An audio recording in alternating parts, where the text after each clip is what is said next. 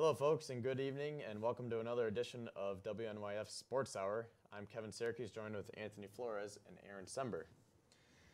So let's start off with some Fredonia College sports. So for swimming, Fredonia sophomore Christian Krasnick finished 22nd on Friday during the 1-meter springboard diving preliminaries at the NCAA Division III Swimming and Diving Championship meet. He did not advance to either the final or consolation rounds. Krasnick, making his first national meet appearance, had a total of 377.7 points for his 11 dives. That placed him 44.55 points out of the number 16 spot, which would have earned him a spot in the consolation round and a chance to earn his second honorable mention All-American honor. He finished 16 last Wednesday off the 3-meter springboard. It was his final competition of the 2017-18 season. It was the 13th straight year Fredonia sent at least one diver to nationals, a total of 12 individuals, including Krasnick. All 12 have earned at least one All-America or Honorable Mention All-American award. And for Fredonia baseball, the Fredonia New Paltz 3-game series this weekend had been postponed due to snow in New Paltz. No makeup day has been scheduled at this point yet, and the next game will be home on Friday against Clarkson. First pitch is set for 3 p.m. And for softball, a path of thunderstorms passed over the Legends Way softball complex in Claremont, Florida, just prior to Monday's 9 a.m. first pitch versus Janita. I don't know how to say the name. The stiff wind and rain eventually cleared, and when it did, it found the Blue Devils on the short end of a 10-4 score. The weather had improved significantly by late morning, yet the Blue Devils' fate went unchanged as they fell to Plymouth State, also 4-3 in 11:30 game. The two losses dropped the Blue Devils to a 6-8 overall. They travel to New Paltz this Friday. This is the men's team? Women's softball. How about it? Oh, okay, softball. You read the men's team. Hey, I don't know how to say. Man, this weather stinks. Yeah, I know. I remember from my high school days, all the way back 1 year ago, that this weather around here, you know, it takes till at least mid-April till you can start playing games, and it's just so annoying. And then you get all these makeup games, and then before you know it, you're playing. Yeah, I live downstate. He's not used to all the snow. Oh, yeah, you're not used to this. Yeah, downstate. Downstate, east. It's east. It's eastern New York, Yes, and that's it's south. true. So therefore, it's east. You want to fight about it? No, I don't. But yeah, I usually, for us, we start spring sports for like high school. It was like mid-March, and there wouldn't really be a problem. Just like, I mean, here it sometimes it varies. Like honestly, like we've had winters where it was like 50s and like all throughout. Like December, like Christmas will be sunny and like 50 degrees sometimes, and then you'll have another year where Christmas will be like -10 or like 10 degrees. It's weird with the weather, and I don't know. I hate this place. I mean, I love this place. It's my home, but the weather sucks. Just brings everything down. Yeah, especially after yesterday. You know, we have the weather's in the 50s, it's sunny, everyone's in a good mood, and then today we wake up cloudy, rainy, cold, and our show becomes the Weather Channel. Well, a sport that doesn't necessarily rely on the rain and the cold is college basketball. Or basketball in general. Or basketball in general. And that is a hot topic now because Loyola of Chicago is in the Final Four. Wow. The definition of a Cinderella team, and that is just awesome. That's insane. So, yeah. They were expected to they had a very high rating to get really far because they're right now with their record, they had a rating to get past Duke. So we surpassed Duke because of their overall, but then again Duke's played more and been at this stage in March Madness more than Loyola itself. But they've been, like you said, a Cinderella story, so it's really nice to see that. It's really interesting. It just changes the whole March Madness tournament itself. Yeah, it's so awesome because I don't think there's one bracket that's correct anymore because all the brackets have been completely busted. Like as of like 2 weeks ago, honestly. Yeah, honestly. So taking a look at the Final Four this Saturday, March 31st at 6:09. Weird tip-off time. 6:09. 6:09. But it's like the first pitch in baseball. It's like 6:04 p.m. Like they always put weird times and whatnot. Yeah. Anyways, it's on TBS. Loyola Chicago versus Michigan. That'd be a good And game. Loyola is the 11 seed and Michigan's a 3 seed. And then right after that, at 8:49, another weird time. Yeah, really. It's 2 number 1 seeds facing off. Number 1 Villanova against the other number 1 Kansas. And I'd like to see Kansas win that because they're always getting upset in the first couple of rounds. So it's nice to see them finally, get so far. And I like Devontae Graham. He's stuck around for 4 years, and he's having a great senior year. So it'd be nice to see them get back Let's in go it. Loyola. But if Villanova Loyola? wins, I still like them too. Loyola. Loyola. But yeah, my as much as I like Kansas, my team that I'm rooting for here is Loyola. Oh, yeah, for That'd be sure. great. It's great that they even made the tournament, Yeah. let alone the Sweet 16, the Elite 8, now the Final Four. But if they can beat Michigan and get in the finals, that would be crazy. It'd be one crazy. And if they lose, that would be really suckish. But that'd be still a good story for like March Madness history. And if they do win, that would just be one of the craziest March Madness stories you'll ever hear in college basketball. Yeah, and did you guys see about like the whole Sister Jean thing, and Yeah. and now they're playing Michigan, so it's like Sister Jean against Jalen Rose's grandma. Did you see anything about that? I know about the Sister G, and I have no idea about the grandmother. Oh, yeah, they're pretty much just kind of like going back and forth, taking shots at each other. But taking a look at like the rest of the bracket and like some of the games that happened, in the last couple of weeks here, it was great to see St. Bonaventure win. They won their play-in game versus UCLA, and that was great because a small school like St. Bonaventure UCLA, versus like you think of, UCLA, yeah. I actually considered going there. Main sport Bonaventure? dynasty. Me too, but I'm glad I'm here at Fredonia. Sometimes I'm not glad I'm here, but I'm stuck here, and I'm happy with my education. Sometimes. But anyways, a team that I wish won, but I knew they most likely weren't going to, was Syracuse. They did put up a good fight against Duke, though, when they did play each other. It's just when I watched the game, I didn't watch the whole game. I watched bits and pieces.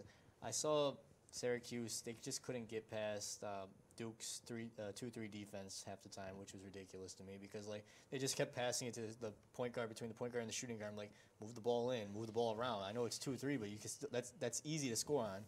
But Syracuse only lost by 4 points, and so they put up a fight. And it was an entertaining game.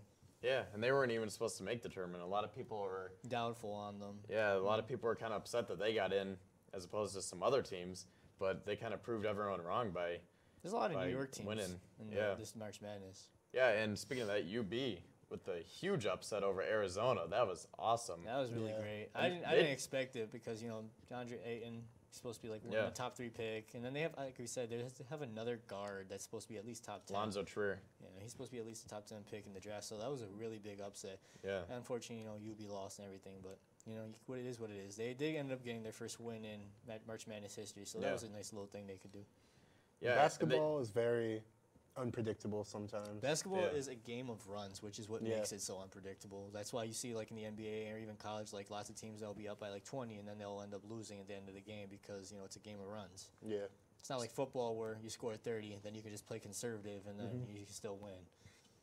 Yeah, especially in March. This is what makes it so great because you get these small schools like Loyola upsetting, the big schools. They originally beat Miami and then Tennessee, and then who was it? Nevada, then Kansas State. So it's just awesome to see. Another thing that helps makes these good stories is they're one and done games. Like honestly, if it was like a 7-game series, you would see like Duke, Kansas, and all these teams like Villanova win against these smaller schools. No matter like in a series, no small schools beating a big school, but in the 1-game series, you might.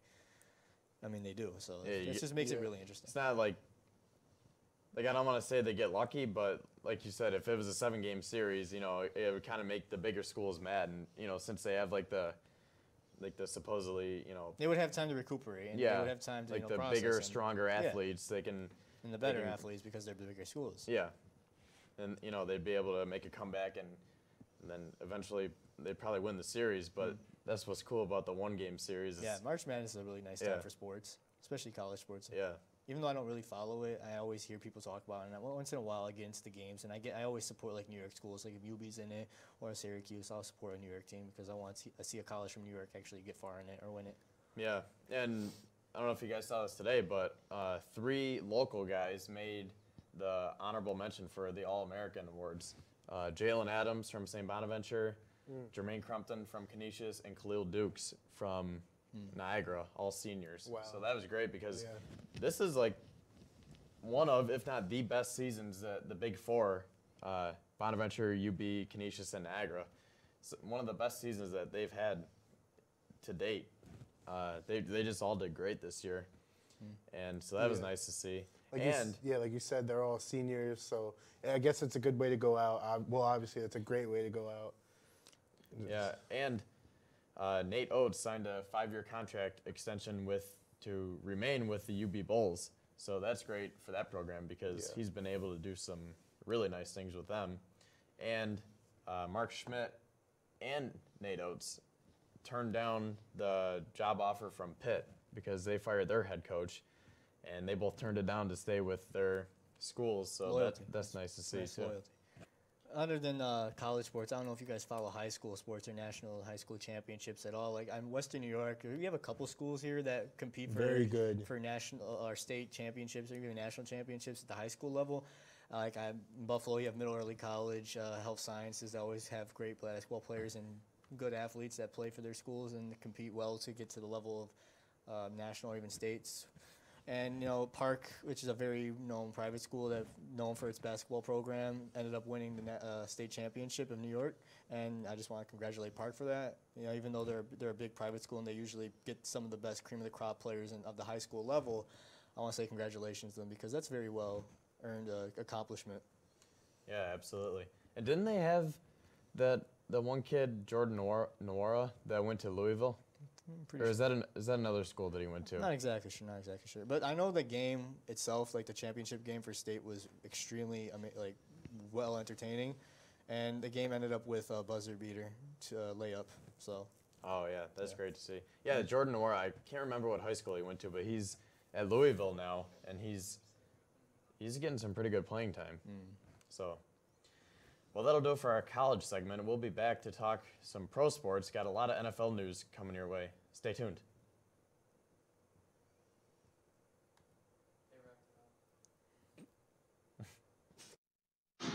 Most party fouls are pretty dumb.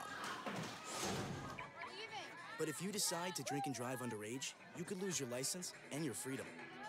Underage drinking and driving, the ultimate party foul. You've messed up your son's haircut. Do you try to fix it? Work with what you've got? Or show solidarity? Thank you, babe. You don't have to be perfect to be a perfect parent. Thousands of teens in foster care will love you just the same. This year, patriotism shouldn't just be about pride of country.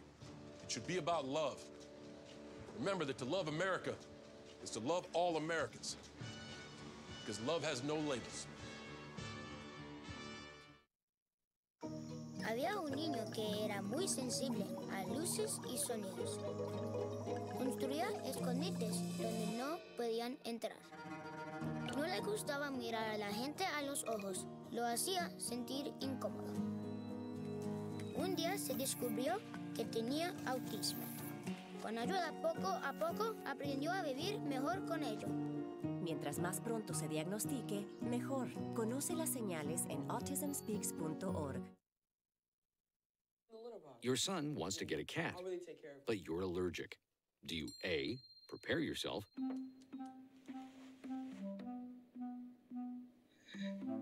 B, make the best of it, C squared equals 25. Good job. or C, find a loophole?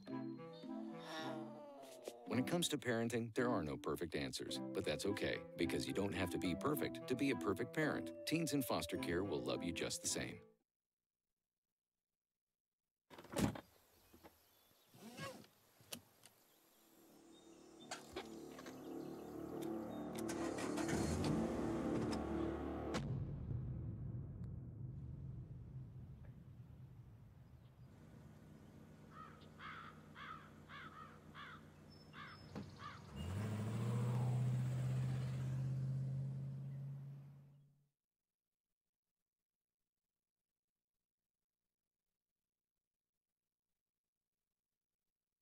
We cannot be bystanders. We can stop to make sure someone is okay. We can warn someone when their drink isn't safe. and disrupt the situation. We can. Get someone a cab. Or walk them home safely. We can make campuses safer for our friends, Our roommates. Our classmates, our fellow human beings. We cannot be bystanders. We can intervene. It's on us. All of us. Learn how and take the pledge at itsonus.org. So, I just want to talk a little bit about some recent MLB activity because some of the top free agents have been signed off the boards here. So Jake Arrieta recently signed with the Phillies. Wow. Big contract there. Mike Moustakas re-signed with the Royals, and that's a good move for them because a lot of people didn't think that he would be coming back. Lance Lynn went from St. Louis to Minnesota, so they're going for it this year because they've made a lot of key additions. And you can I only know like Jake Arrieta well. I don't really know like the rest of the people. I know Mike Moustakas a bit. That's about it. Who are these people? Baseball, MLB. Alex Cobb signed I know him. with the Orioles. He was previously with Tampa Bay. Let's see, going down the list here. Logan Morrison also signed with Minnesota. Jonathan Lucroy signed with Oakland. Wasn't he on the Cubs? He was on the Rockies. Good job.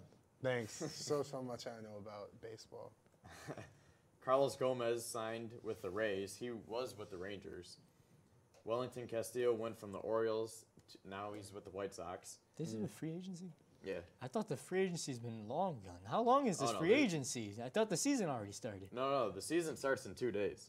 Oh, cool. Yeah, so there's still guys who don't have a home yet. And it'll be that way. Isn't the free even agency with for the baseball season like starts. the longest portion? Like you can get literally picked up like a week before the World Series if you're like on the team that's like going to the World Series? Or is this like totally wrong? Because I have no idea. I guess you could. You don't really see that You can pick up players anytime. Yeah, that's the thing. I mean, you can do that in any sport, though. Yeah, like in the NFL, you can pick up a player in week 17. Yeah. So Aaron. Getting back to this year, Carlos Gomez, or I already said Carlos Gomez. Carlos Gonzalez re-signed with the Rockies. Oh, so Gomez, Gonzalez, so we're all the same to you, huh? I just read the wrong name. Just kidding. Jake McGee also re-signed with the Rockies. Jake McGee. What a name. Andrew Kashner signed with the Orioles. Jaime Garcia left the Yankees for the Blue Jays. Alex Avila went from the Cubs to the Diamondbacks. Let's see. Tony Watson went from the Dodgers to the Giants.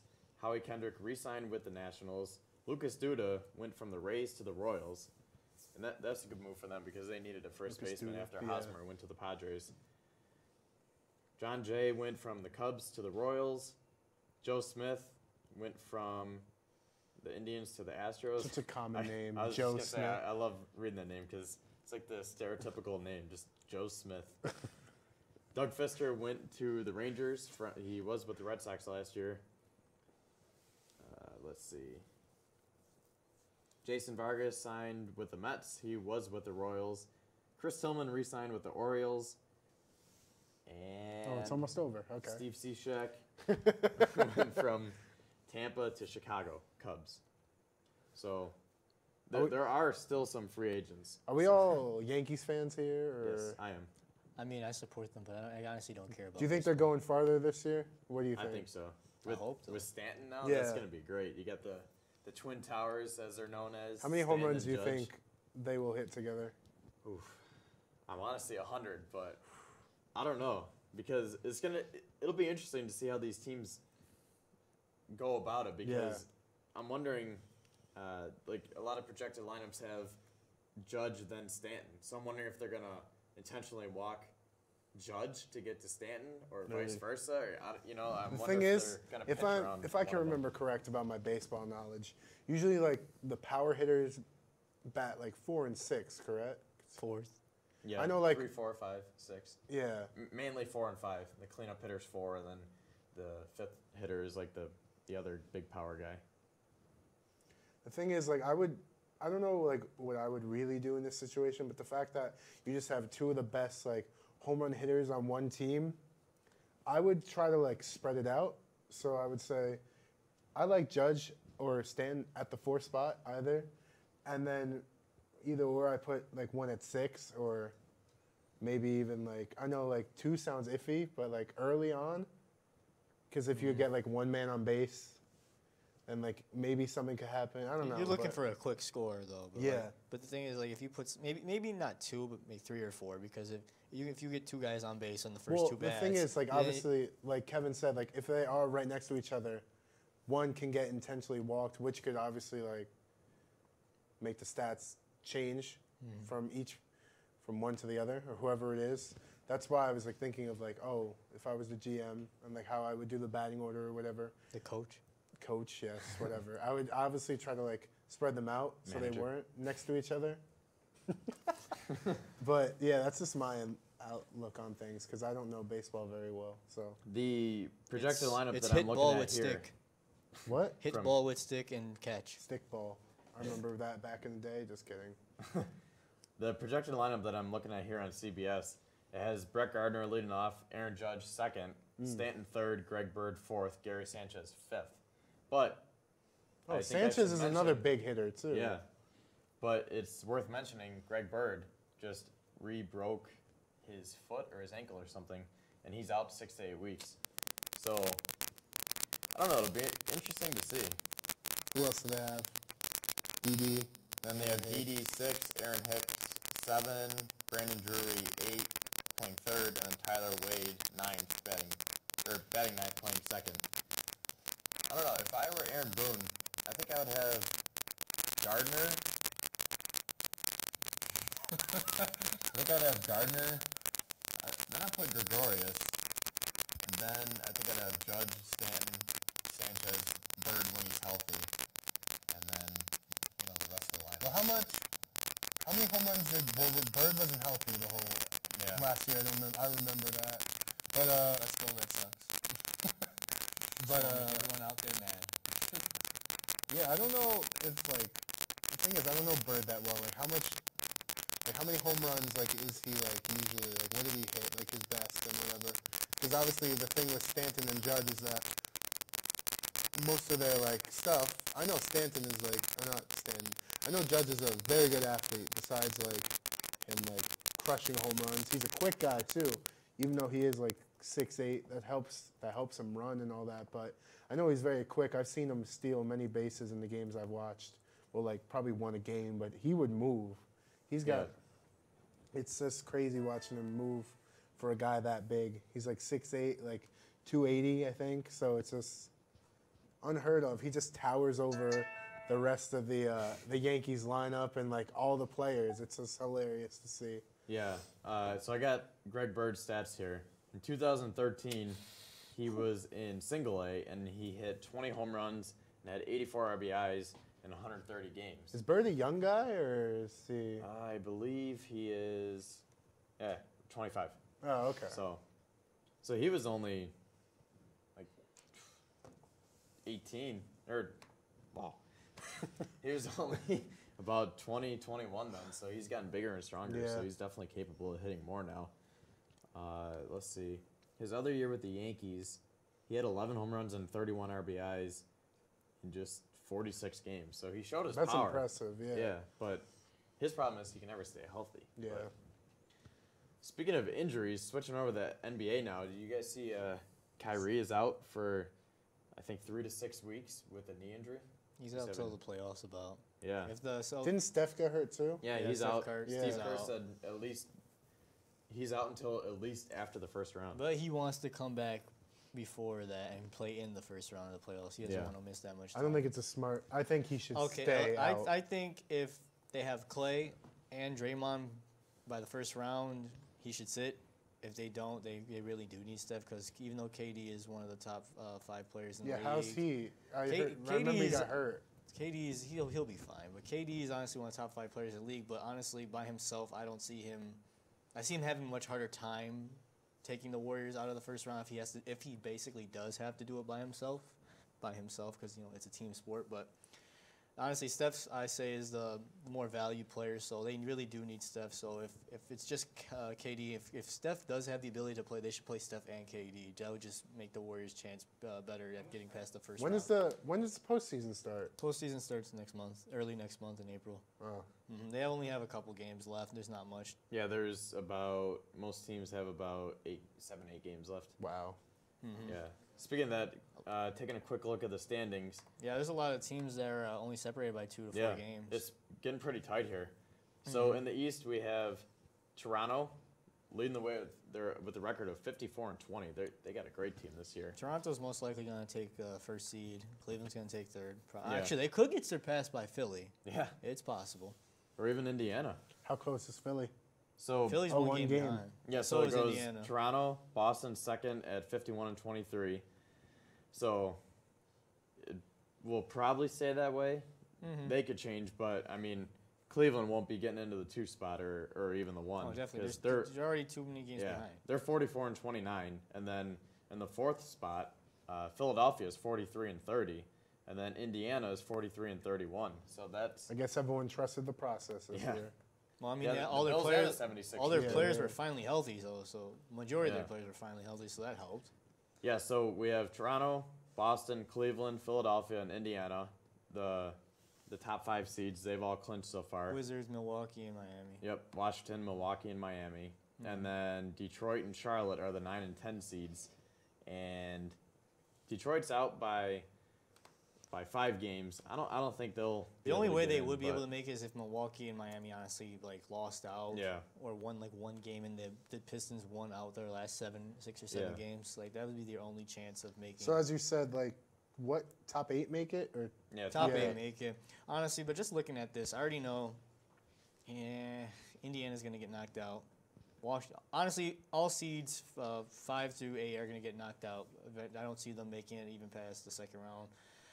Philadelphia, they do have they have a slight chance of making it to conference finals. Not too much of a chance, but I can see them getting there because Ben Simmons has been balling out.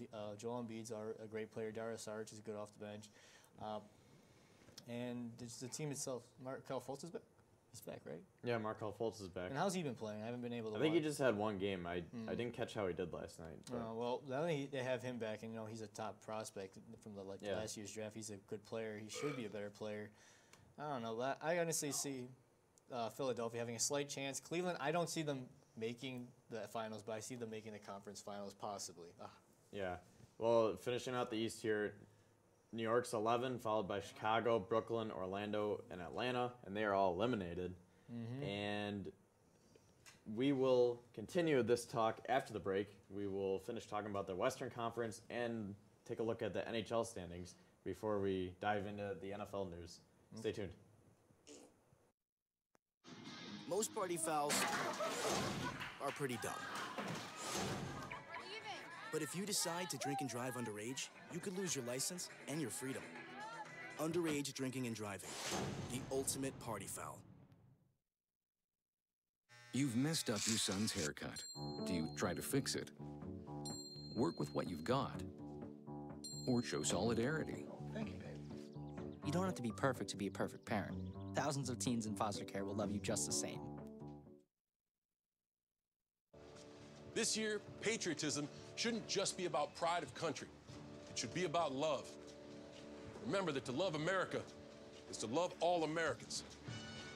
Because love has no labels. Había un niño que era muy sensible a luces y sonidos. Construía escondites donde no podían entrar. No le gustaba mirar a la gente a los ojos. Lo hacía sentir incómodo. Un día se descubrió que tenía autismo. Con ayuda, poco a poco, aprendió a vivir mejor con ello. Mientras más pronto se diagnostique, mejor. Conoce las señales en autismspeaks.org. Your son wants to get a cat, but you're allergic. Do you A, prepare yourself,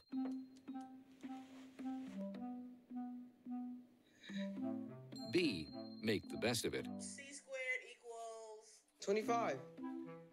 Good job. or C, find a loophole?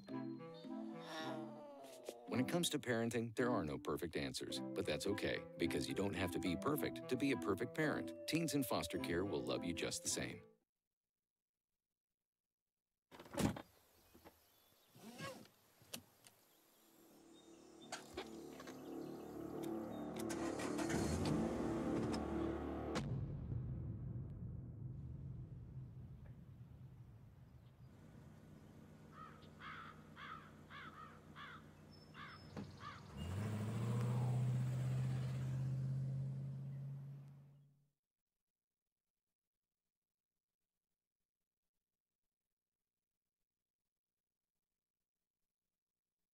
We cannot be bystanders. We can stop to make sure someone is okay. We can warn someone when their drink isn't safe.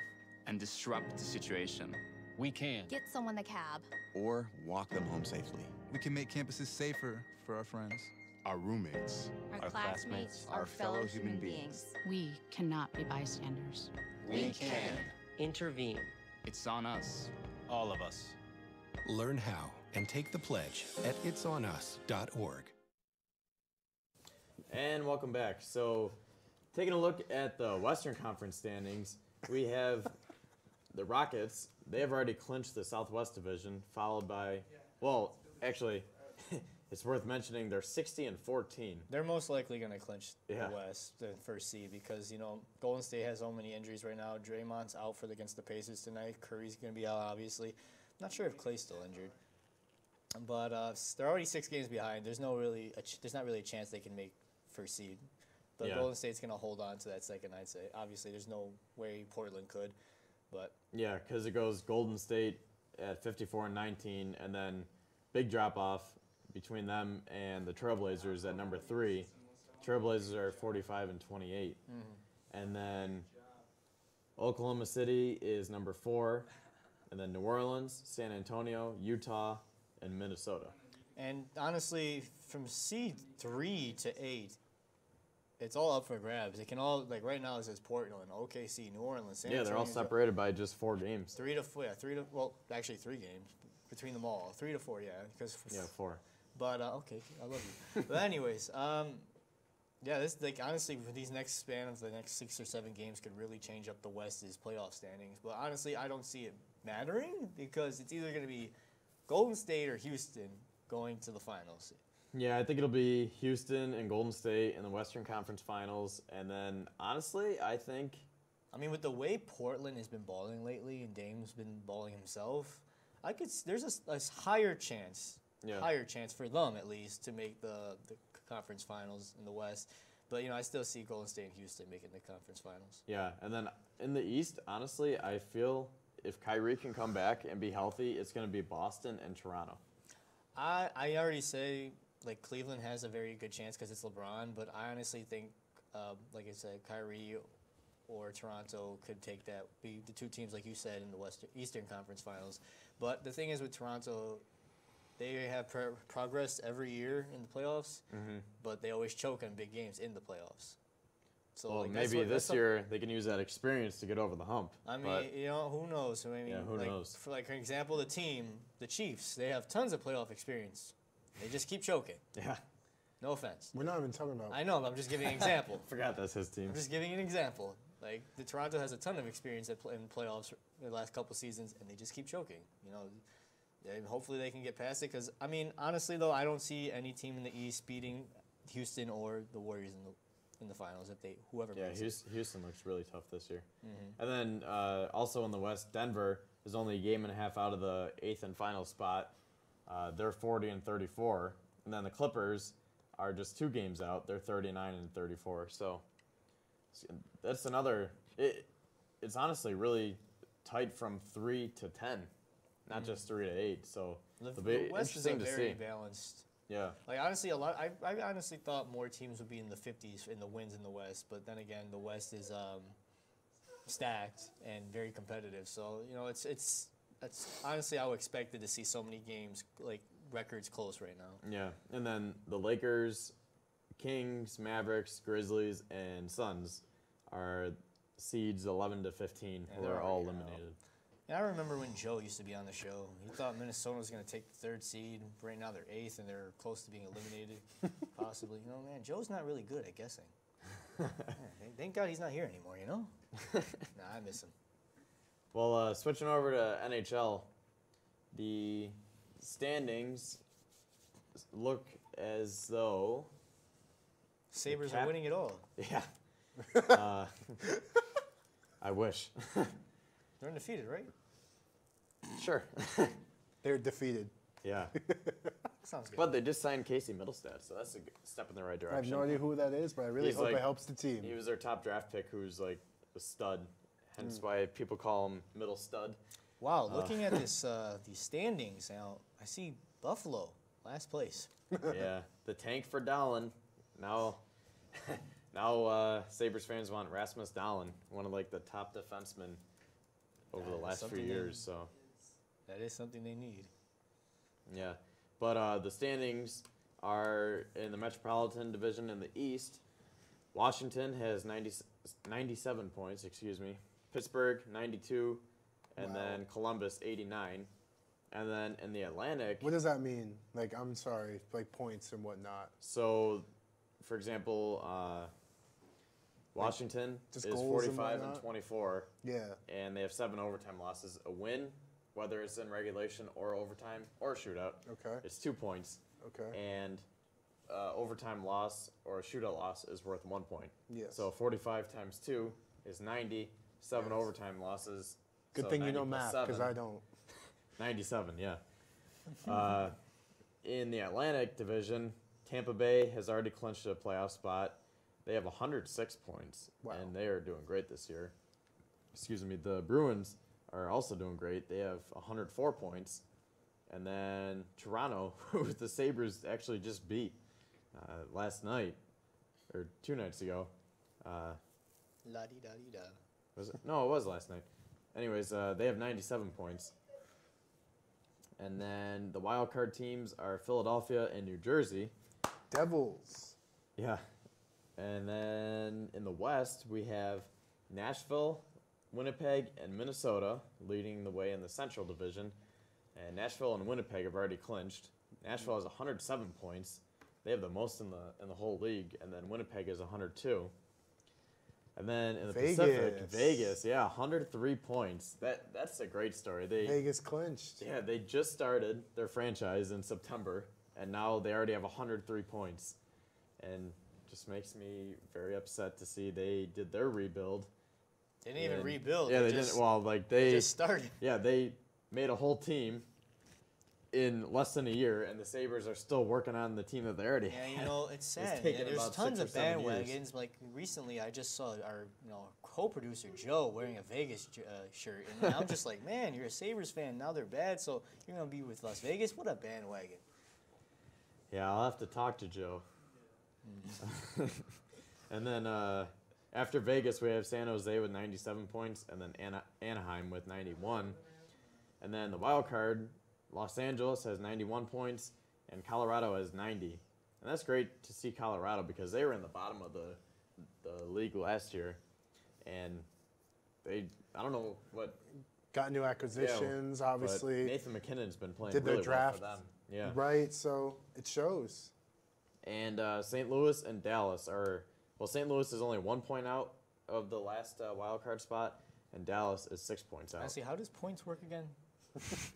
No, because I'm looking at this, I'm like, wait a minute, this team has more wins. Why is this like this? Oh, you're actually being serious? Yeah. So wait, which team are you No, looking like Colorado and St. Louis. Like St. Louis has a win more, but like they have less points. Okay, so it's because Colorado has 8 overtime losses and St. Louis has 5. Good job, Buffalo. 60 so then points. that's 3 more points. So, yeah. So it's just there's a lot of factors. Pretty much. All right. Differential negative 73. I'm looking at this. Yeah, stuff. Buffalo. Oh God, what's Buffalo's? Negative 73. Oh, that's the negative 73. Yeah. Jeez. And then you look at a team you look at a team like the Lightning. They're plus 56. Yeah, 60 points. Jeez. We're the best. I think that'll wrap up our NHL talk here. Is it getting depressing? Yes. So let's talk about some NFL news here because Our favorite. Yeah, there have been so many free agency signings. There have? Yeah. I'm just kidding. I don't even know where to start, but I guess we'll just start in with the quarterbacks here. So I'll just go right down the list here. Jimmy Garoppolo. Jimmy G. Yeah, re-signed with the 49ers. Kirk Cousins went to Minnesota. And that was pretty surprising because they gave up. Well, not. They gave up all their quarterbacks that they had. Yeah. To get a above average quarterback. Yeah. Well, Kirk Cousins is good. Yes. But it's just kind of surprising because I thought he would have went to like a team like Denver or Arizona who like actually needed a quarterback. Well, now all those quarterbacks that were in Minnesota are in Denver and Arizona. Yeah. And Teddy's in New York now, so. Yeah. Yeah, so they gave up Case Keenum. They let him walk. He's with the Broncos now. Yeah. Teddy Bridgewater. They let him walk. New He's York. with the Jets. Yep. And then Sam Bradford, 1 year, $20 million to go to Arizona. Actually, and that's I see crazy. this. Sam Bradford, 2-year, $40 million deal with Arizona. Oh, it's 2 years now? I see this now, yeah. Oh, See, yeah, that's what I said, because I thought Drew Brees signed a 2-year contract extension, but it's actually a 3-year now. We signed 3 years, $70 million deal. E.J. Manuel has re-signed 1 year, so he's going to lead them to the Super Bowl, as Joe said last season. Because Joe's the biggest hype beast for E.J. Manuel for I'm some surprised reason. Ryan Fitzpatrick is still in the league, honestly. He's not even that bad. He did all right in New York. He did He would have been I remember him. backup. I remember him as honestly, I remember him as a Bill. I remember him. They said he had, besides that that season in New York, he had some of his best years in Buffalo. So yeah. It's just the records were always bad. Yeah. But that's not Brandon Whedon. Oh my God, I haven't heard of Brandon Whedon since like 2011. Yeah, he re-signed with Houston, and we're talking about guys that no one cares about anymore. Yeah. Yeah, it's kind of surprising that Houston wanted to re-sign him rather than signing a guy like Colin Kaepernick, who's obviously better. He's doing his own thing right now with charity work and humanitarian work and stuff like that. And he's not really focusing on being a player, so he's just enjoying himself right now as a man who's helping people in any way he can and getting involved in political movements and stuff. I think we should go to running backs. Yeah, let's go to running back. So. Well, we do have to leave anyway in a second. Cut the commercial. Yeah, not in a few minutes. Yeah. We got another segment though. I know. But Deion Lewis signed with Tennessee. Carlos Hyde signed with the Browns. That was kind of surprising to me because, we're all expecting them to get Saquon Barkley. I still think they are. Yeah, I still think they will too, but kind of makes me wonder why they spent $15 million for 3 years on a guy that, That's not that much, though, for 3 years. Well, yeah, but still, I mean, if you're going to get Barkley and they still have Duke Johnson, why they could trade someone. Yeah, but I don't know. I just figured they would have spent that money elsewhere, but it's a good pickup for them. And also, speaking of the Browns, we forgot to mention during the quarterback talk that the Bills traded Tyrod to the Browns, and Hugh Jackson already said Tyrod's their starting quarterback. So even if they draft Sam Darnold, Baker Mayfield, Are you guys starting A.J. McCarron? Hey, guys. Hey. We have to cut it short. So I'm sorry about We'll talk next segment. Yeah, we'll be back in a We're way too hype. I'm sorry. Most party fouls are pretty dumb. But if you decide to drink and drive underage, you could lose your license and your freedom. Underage drinking and driving, the ultimate party foul. You've messed up your son's haircut. Do you try to fix it? Work with what you've got? Or show solidarity? Thank you, baby. You don't have to be perfect to be a perfect parent. Thousands of teens in foster care will love you just the same. This year, patriotism shouldn't just be about pride of country. It should be about love. Remember that to love America is to love all Americans. Because love has no labels. Había un niño que era muy sensible a luces y sonidos. Construía escondites donde no podían entrar. No le gustaba mirar a la gente a los ojos. Lo hacía sentir incómodo. Un día se descubrió que tenía autismo. Con ayuda poco a poco aprendió a vivir mejor con ello. Mientras más pronto se diagnostique, mejor. Conoce las señales en autismspeaks.org. Your son wants to get a cat, but you're allergic. Do you A, prepare yourself,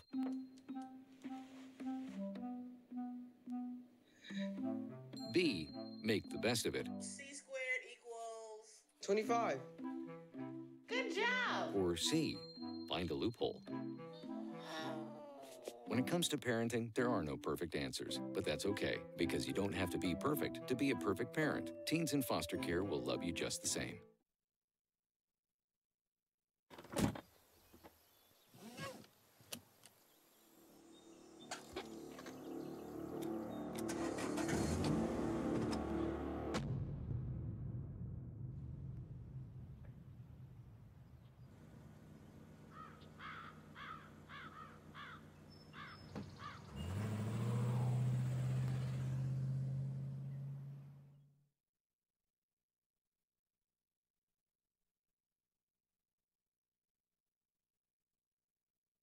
We cannot be bystanders. We can stop to make sure someone is okay. We can warn someone when their drink isn't safe.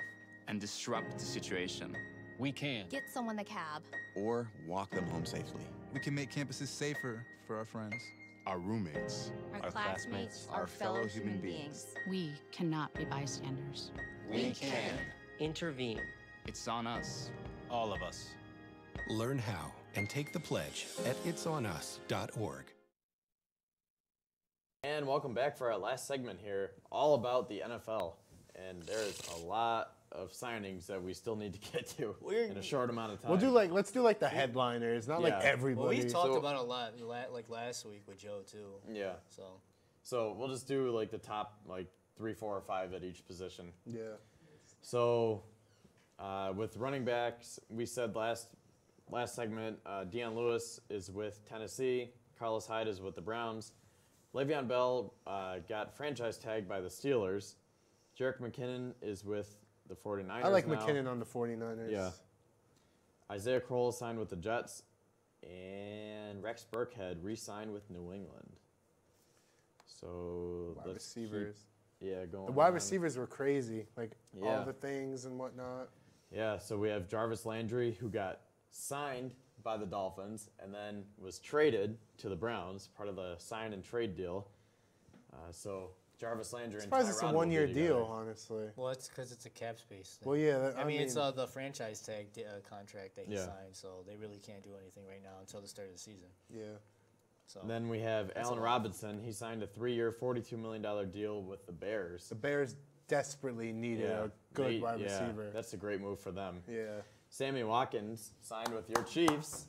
I don't know. I still have doubts about Watkins because obviously he's still only 24 though. Yeah, that's true. And also he was wishy-washy on the Rams and all that, and in Buffalo. He was always, I don't know if he was hurt or not hurt. He got hurt a lot. Yeah, he got hurt a lot in Buffalo. So Michael we'll just see Crabtree.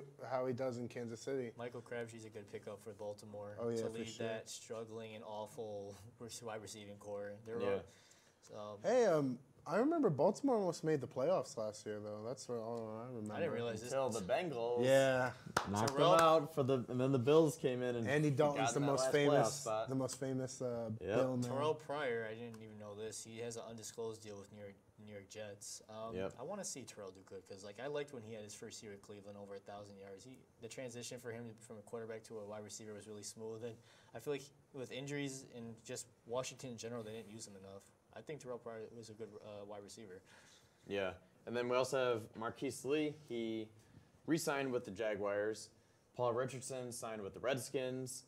Jordy Nelson got released by the Packers, and I was sad to see that because the Packers are my second favorite team, and he's been there. I think it was about 10 years now. Yeah. So I was sad to see that, but he signed with the Raiders.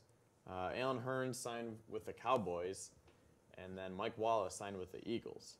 On to tight ends. For tight ends, yeah, Jimmy Graham. Jimmy Graham. No, I'm Green surprised Bay. he's 31. I didn't know he was that old. Yeah. Tyler Eifert. I remember when Eifert had 13 touchdowns 3 years ago. Wait, you didn't say where Graham Okay, The Jimmy Packers. Graham went to the Packers. Great pickup for Aaron Rodgers. I would 6'8". You Throw it sound up. so enthusiastic about that. Just throw it up to him. Great pickup. I'm for sorry. Aaron Rodgers. He's 6'8", throw it up, he'll catch it. Just throw a tight end fade back of the end zone, he'll catch something. Trey Burns to Chicago. That's a really good pickup for Chicago. That tight end position. The thing is, I feel like Trey Burton is so hyped up just because he completed the pass to Nick Foles in the Super Bowl. No, I think I Trey Burton's good. don't know if he had a good season though. I mean, they had two good. They had Brett Ertz before, Yeah. and then they had him. So they've had a good quality group of tight ends in there for the last couple seasons. I want to see how he does. He'll probably be very good. Eric Ebron to Indiana too. Sorry for next, but like Indianapolis. Sorry. Okay, I'm gonna just smash your head through a wall. Anyways. It was really sad to see Martellus Bennett retire. Oh, just skip over Eric Ebron. Like, he doesn't deserve any respect. Like, Ebron was not good in Detroit. He has intelligent issues. Like, he doesn't know. Intelligence? Okay. Yeah, his intelligence, Elaborate, his ball skills. Like, he doesn't make smart decisions on the field. Yes. There's intangibles, intelligence on the field, mental mistakes. He makes too many mental mistakes, and he has inconsistent hands. Hopefully that's something he can correct in Indy, though, because if Andrew Luck can get a guy with good hands at the tight end position, along with, who was it? I forgot. T.Y. Hilton. Yes, him. Sorry. They'll be good. At least better. All right, moving on to tackles now. We have Nate Solder. He signed a huge contract with the Giants. He left the Patriots. Desperately needed a lineman. Yeah. And then Justin Pugh left the Giants for the Cardinals. Another big, like the biggest one I'd say besides Nate Soldier and Justin Pugh and stuff, and those guys are Andrew Norwell going to Jacksonville. You're gonna miss him, aren't you? That's I will miss him very much because we already had a piece of garbage line. Yeah. All right. So we'll just move on to guards and centers then. Yeah, so well, Norwell signed 5 years, $66.5 million. He deserves to be the with highest paid Jaguars. lineman because he was undrafted, and now he's arguably the best lineman in the NFL, offensive lineman. Mike Pouncey signed with the Chargers. Josh Sitton signed with the Dolphins. Josh Klein signed with the Titans. And then let's see some of the other top ones.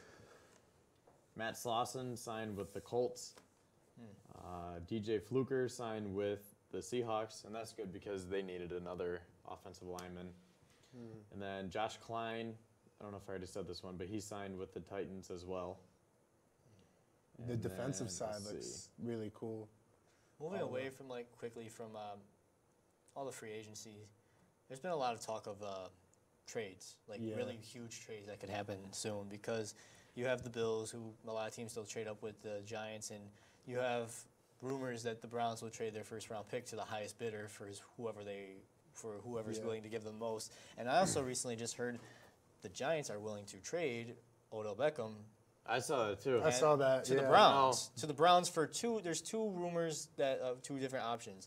They'll willing to trade a first-round pick and a second-round pick. Most likely the first overall pick and maybe the fourth, or in the second-round pick or whoever, or first round next season. And they're willing to trade actually Corey Coleman, second-round pick, 3 third-round picks for Odell. Wow. Really?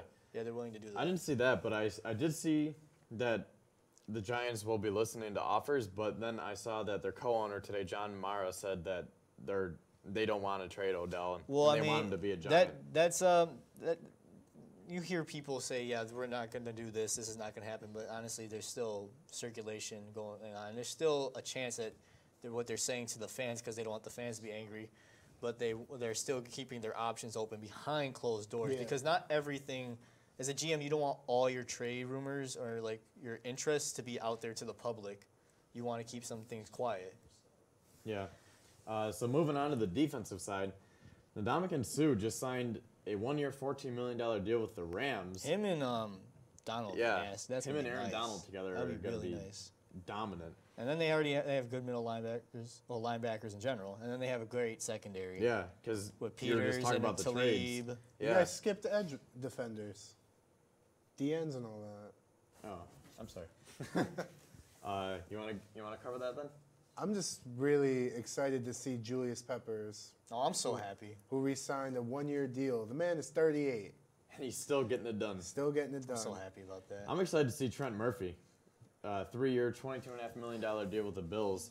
We're building up our defensive line. We re-signed Kyle Williams. That was great to see. He's back for his 13th year with the team. Great leader on and off the field. We also signed Star Lutalele from Anthony's Panthers. That's a tongue twister. You know, we're the Buffalo Panthers. Yeah, you take all our scraps. I'm gonna say that like honestly, for just going off topic real quick, I know it's not gonna happen, but I hope we can get Julius Peppers a Super Bowl in Carolina. I doubt it will happen this season, but I really do hope they go far because he deserves it, and in the place he loved playing the most. Yeah. So we only have a couple minutes left, so moving on to more defensive linemen. Sheldon Richardson signed with the Vikings. Dontari Poe signed with the Panthers. Great pickup. Great pickup. Muhammad Wilkerson signed with the Packers. And then let's keep Mark moving Sanchez on is still here. a free agent. You know, it looks like the Chiefs should make him to pick him up and get him his starting quarterback position. Actually, no, the Bills should get Mark Sanchez. The Bills need Mark Sanchez. Buffalo, you should get Mark Sanchez. And that's another thing we've got to mention with the quarterback part of the talk. The Bills signed A.J. McCarron. Oh, yeah. And so now He'll be the starter. He's like our bridge quarterback because we have him for 2 years, $10 million, and it's pretty obvious. I mean, they might shock us all and not draft a quarterback, but it's pretty obvious that the Bills are going after a quarterback here. Now that they traded up, they traded Cordy Glenn and the 21st pick to the Bengals for the 12th pick, and I think they have their eyes on Rosen, Josh Allen, and then all the other guys too. But I think Rosen and Allen are the top guys that they're looking at. So it'll be interesting to see. I think McCarron will start this year. Yeah. And then when the rookie's ready, he'll because start. you don't want to just throw him out there like they for some reason did with Peterman. So you can, get 52 points scored on you. Yeah. You don't want that again. I see this headline that says, Patriots meet with Johnny Manziel today. Yeah, he's cares been about that man. He's been at the Texas A&M Pro Day, so He supposedly is changing his life around. Yeah. And then for linebackers, Zach Brown re-signed with the Redskins. Preston Brown left the Bills for the Bengals. He took the hometown discount, 1 year, $4 million to go to the Bengals. I was sad to see that because he was a great linebacker for the Bills. He led the league in tackles. Oh, Paul Pazlewski retired. Yeah, Wow. Paul Pazlewski announced his retirement. The Bills also signed Julian Stanford. He's more of like a special teams linebacker. And then moving on to some other, the 4-3 off-the-ball linebackers. Nigel Bradham re-signed with the Eagles. Tahir Whitehead signed with the Raiders. The Bills re-signed Ramon Humber. And then, let's see. Let's just move on to There's also cornerbacks. some cornerbacks. I mean, I was going to say there's some actually good quality wide receivers still out there in free agency that need to be picked up, like Jordan Matthews, Kendall Wright, Jeremy Maclin, Eric Decker. It's people like them. And Michael Floyd, never mind. I was going to say him, but he's a mess. Navarro Bowman still available. Kevin Minter, Carlos Dansby, Brian Cushing. So there's a lot of guys still available. But real quick, cornerbacks. Tremaine Johnson signed with the Jets. Kyle Fuller signed with the Bears. Richard Sherman signed with the 49ers. Malcolm Butler signed with the Titans. And E.J. Gaines left the Bills for the Browns. So him and Tyrod will be together in Cleveland. And then, another big one was Tyrann Mathieu. He got released by the Cardinals, and he signed with the Texans. And then moving on to some safeties real quick. LaMarcus Joyner was tagged by the Rams. Morgan Burnett signed with the Steelers, and Kurt Coleman left the Panthers for the Saints.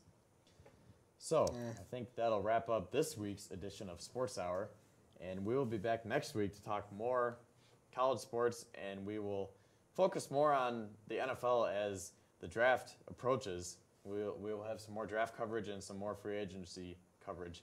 So stay tuned, and tune back in next Tuesday, same time, 7 o'clock. Thank you.